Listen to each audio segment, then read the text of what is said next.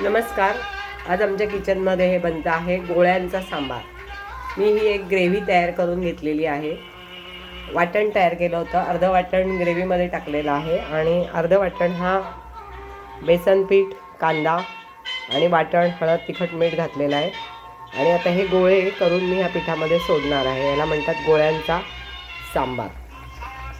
लहानपणी मी जेव्हा हा गोळ्यांचा सांबार करायचे तेव्हा माझी मुलं म्हणायची, छोटा मुलगा आहे ना तन्मय, तो म्हणायचा, आई तू गोळ्यांचं सांबार करते मग चॉकलेटांचं का नाही करत, असं म्हणायचं. तर पूर्वी आम्ही नेहमी करायचो. आता जरा बेसनाचे पदार्थ खाणं कमी केल्यामुळे क्वचितच करते. मी ह्याच्यात काय केलं आहे, थोडीशी भाजणी पण घातलेली आहे, नुसतंच बेसन नको म्हणून.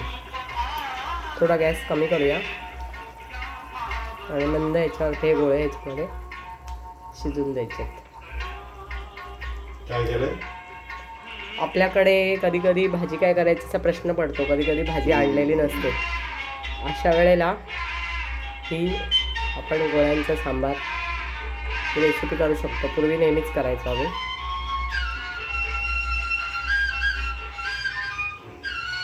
आता हे गोळे सगळे घालून झाले की झाकण घालून एक वाफ आणायची, ती लगेच आपण खायला घेऊ शकतो.